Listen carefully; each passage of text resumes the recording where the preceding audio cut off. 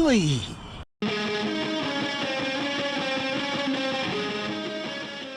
Historical foundation. No joke. I got a little secret for you. I gotta let you in on a little secret. Have you ever heard the old Civil War song? John Brown's body lies moldering in the grave. John Brown's body lying, molding in the grave. His soul goes marching on. This is his foundation. This is the foundation of the Tannery to John Brown, the abolitionist, the man who hated slavery. This is his foundation. But he lived in Pennsylvania for 10 years, the longest place he ever lived. But John Brown, let's just say, this guy despised slavery, let me tell you. Guys Mills, PA, the historical site of John Brown's Tannery. And what John Brown did, he took the oak and the hemlock bark off the trees because that has an acid in it that helps the leather cure. Aspen? This is an aspen. You can tell that it's an aspen tree because of the way it is.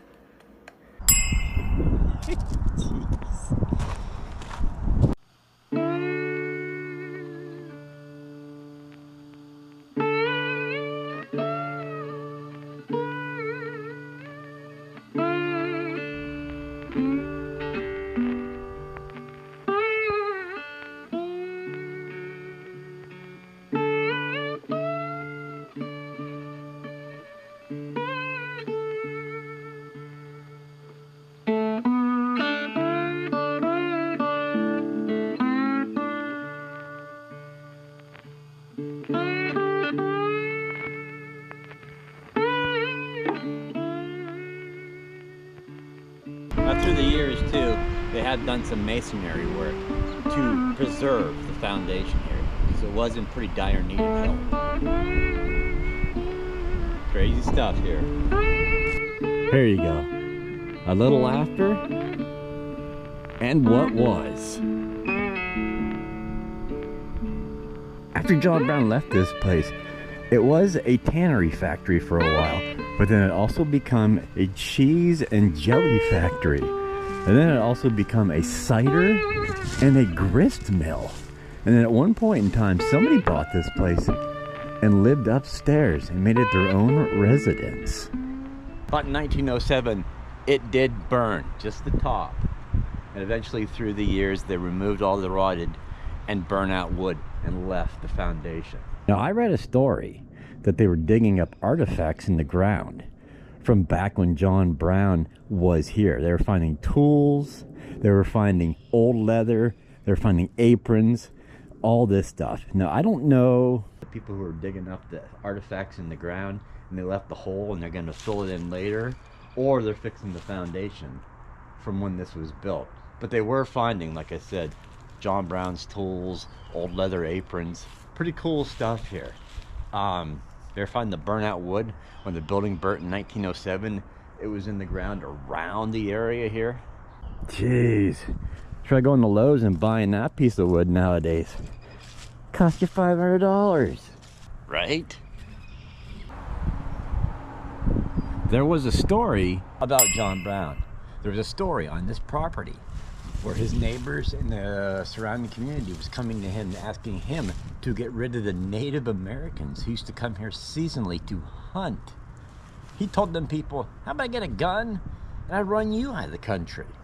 Yes, John Brown, he didn't see any different than people. He just seen people. Let me go through a brief story of what happened to the man who formerly owned this property.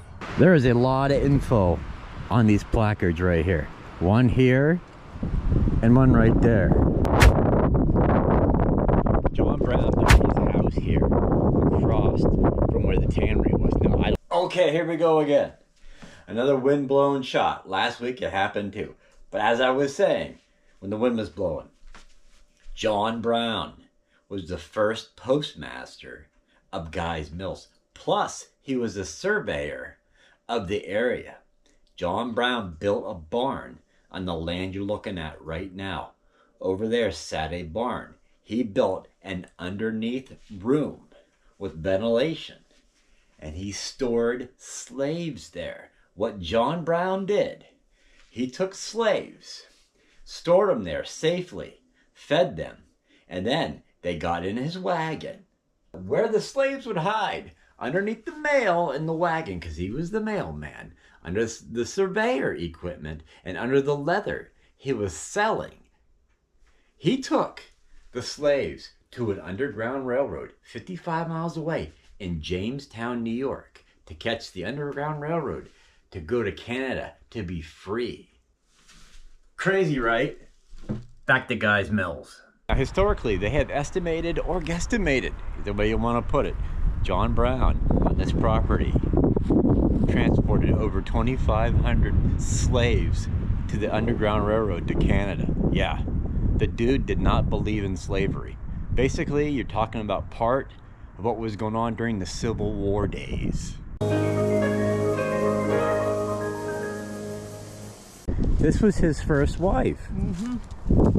This is amazing. And she's buried with with her baby. She died in childbirth. Right. And then this is Frederick, and I think he was 4. Yeah, in the story I read, yeah. 4 years. Yeah, he was 4. Wow. And they had two boys named Frederick at the same time. I think they knew they were going to lose him. Oh, man. So. I didn't even know this was back here. Yeah. This is crazy. Shoo-wee. Yeah, the story on him is just, it's crazy. I read the whole story last night. She found like 19 additional graves up here. Whoa. Yeah. And so we took all her, we photographed it, took all her pieces off. Yeah. We marked them all with little stones, flat stones and everything, how we had what she would find. And then we had, we called up, his name was Jeffrey Nelson, and he got right up here. Once he found out somebody did it already, he was right up here within a couple of days. Right. And he found 21 graves. He found a couple additional ones out in the woods there. In the woods there, okay. Which wasn't there. Right. Originally. Right. So this was all a big hayfield. Yeah, because in the story I read about John is, this is 200 acres when he bought it, and he cleared it, and for the bark to get the acid out, for the tannery down there. What an amazing, it's just, he built the house. Yeah. They built the tannery, and he cleared 25 acres in 5 months. Whoa. I can't even draw the stuff in 5 months, let alone build it. He's a go-getter. If you look at the grade in the picture, you know, that could be changed a little bit, but... Right. And that pond wasn't there. I was going to say, yeah. Okay, that's it. Neither Okay. one of those ponds was there, actually. It was just a spring. Oh, okay. And it was the spring that's right at the end of the daffodils. That's the spring where he asked Mary Day to marry him. The second wife. Spring, yeah. Right, right. There's a really good spring right here in this mess. Okay. That I'm developing. But anyway, so the barn was here. If you look, they photographed the barn. That guy was awesome.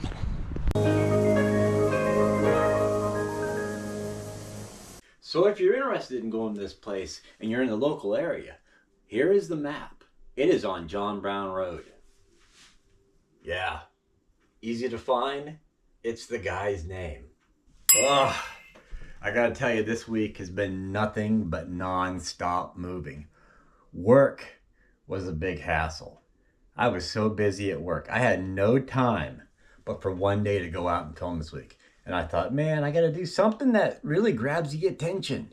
And forgive me, you John Brown fans, I did not cover the Bloody Kansas story or Harper's Ferry, Virginia story.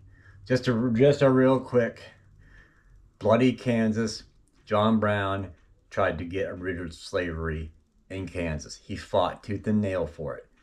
Harper's Ferry, West Virginia is a big deal, where he broke into the armory and stole pretty much a bunch of rifles to arm the slaves against the people that was enslaving them. That is a big deal. So all you John Brown fans, this vlog this week was just for this area of where John Brown had a brief stay for 10 years. But a big thank you. Gary, if you're watching me, that was awesome. I gotta tell you, I was there just filming the Tannery. That was all this week was gonna be. But Gary come down and offered to take me up to the cemetery. Now, I didn't know the cemetery was up there with John Brown's first wife. And I didn't know he proposed to his second wife on that property. So big thank you to Gary, the guy who come down. That is his house. People, be respectful. Just don't go up there. If Gary lets you in, he lets you in. Gary invited me to come up. So just be respectful. If you see Gary out, that is Gary's land. Yeah, but Gary is a cool guy. So thank you, Gary, if you're watching. And I got to thank a big shout out this week to my sister, my brother-in-law, Joey, and Cody. Yeah, people, I went and got my muffler fixed for $100. So the quote for $1,000, it's not going to happen. So thank you, Cody. Thank you, Joey. And thank you to my sister, Denise. This is the only time I had to film. I had one day to go out and film. And I thought to myself, let's go out and do a story that most people have never heard of, or they've heard little bits of it, but they didn't realize. If you're living in Titusville, Franklin, Meadville, Cambridge Springs area, there's a historical site in Guy's Mills that you need to check out. And Gary, let me say, just an awesome dude. That guy knows his stuff. Plus, there was a lady, I gotta tell this story before I let you guys go for the week. A lady come up there, was in, what do you call the people who are in tune with the dead? Spiritualists or witches? I don't know, whatever you want to call them. But a lady come up to Gary's house there and walked back in the woods there and didn't know nothing about it. But she sensed there was a bunch of graves of black kids, black women, black men buried back there.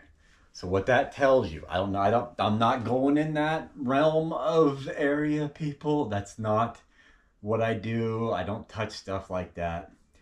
If you're into that, that's your thing. But this woman, she sensed that there was, like in the video, 19 to 22 other grave sites in the woods there.